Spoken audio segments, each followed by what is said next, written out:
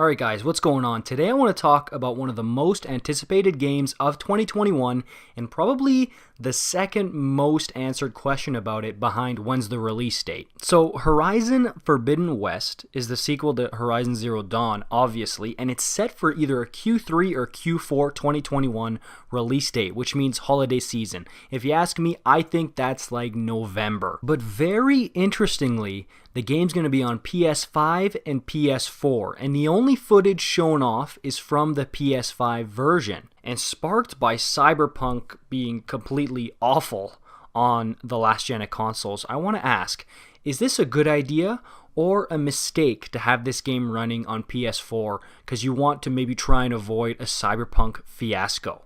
And we'll see. They could always just say, you know what, we're just going to make this a PS5 exclusive.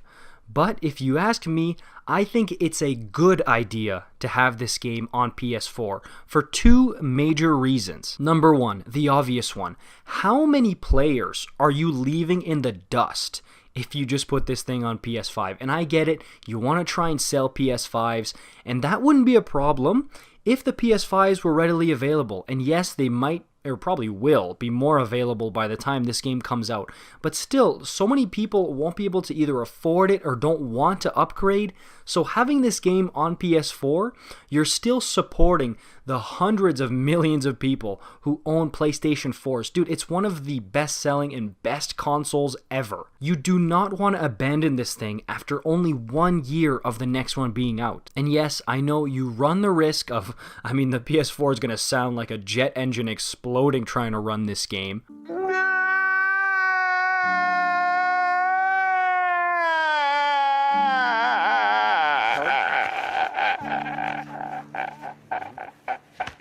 And you do run the risk of maybe some optimization issues, but that also brings me to my second point, which is Cyberpunk. Oh, well, look at Cyberpunk on PS4. It's atrocious. Oh my god, all games should just be on next gen now. I think that Cyberpunk problem was a specific optimization issue with the game. I don't necessarily think that Cyberpunk was pushing the PS4 and Xbox One to its absolute limits. I think that it was certainly damn close to the limit that the PS4 and Xbox One can run. But I also do think that the optimization from CDPR was piss poor. And being that Guerrilla Games and Sony have a much tighter relationship, especially after Sony pulled Cyberpunk off of the PlayStation Store, I would think that Guerrilla Games would do a much better job at optimizing Horizon Forbidden West to the PS4 version. Like, if anything, that Cyberpunk thing can be a learning experience for the devs. Like, I don't think they were, but if they were planning on kind of doing the Cyberpunk thing where it's like, oh, look how amazing this game is, but then under their breath they'll say, oh, but it's only on PS5, and then we open the PS4 version and it's garbage, I think even if they were planning to do that, they know that they cannot get away with that now. And honestly, on Xbox with Halo Infinite, there were rumors that it was going to be canceled on the Xbox One version, maybe because of that. Maybe they're scared of that. We've all seen the picture of the alien dude Halo Infinite trailer, right? But Horizon Forbidden West already has a game with the Decima engine, Horizon Zero Dawn, and it looked and played absolutely phenomenally. And I'm not sure exactly when the dev kit for the next generation of consoles were released to developers in relation to when Guerrilla started working on the sequel of this game, but it doesn't seem to me that the sequel to Zero Dawn, Forbidden West, is going to be this huge powerhouse juggernaut, incredibly powerful game that the PS4 just can't handle. Which gives you the two huge factors. If you only make it a PS5 game, then you're neglecting millions of PS4 players, where maybe you don't have to because the game probably isn't even powerful enough to neglect the PS4. Personally, I think that it's going to be not until 2022 until we start seeing games that really the PS4 and Xbox One cannot handle. And also, don't forget, if you buy the game on PS4, say it with me if you've been on this channel, you get a free upgrade to the PS5 version, which is really awesome for Sony to do that.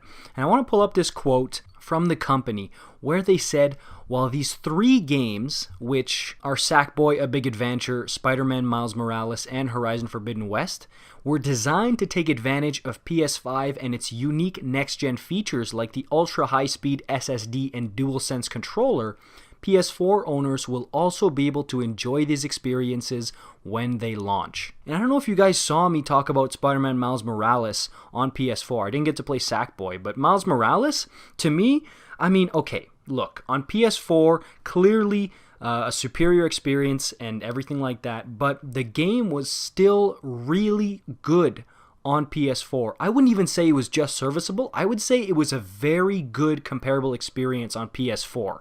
And yeah, you won't get all the bells and whistles like the super quick load times and the haptic feedback, ray tracing, things like that, but you'll still get an amazing game for a console that you already own. I'll say the same thing I said last time. If you're going to go see a great movie, but the great movie is 3D and you don't have your 3D glasses, you're still going to enjoy the great movie, but there's going to be some parts where you wish you had those 3D glasses on. Or I guess an even better example would be the movies that are coming out on HBO Max that are supposed to be seen in the movie theater. Watching the movie on your iPad, of course, is not going to be as spectacular as watching it in a huge IMAX movie theater.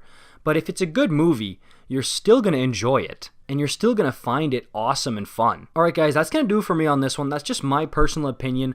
What do you guys think about this? Do you really think it's going to push the PS4 to its limit? It's not going to be able to handle it?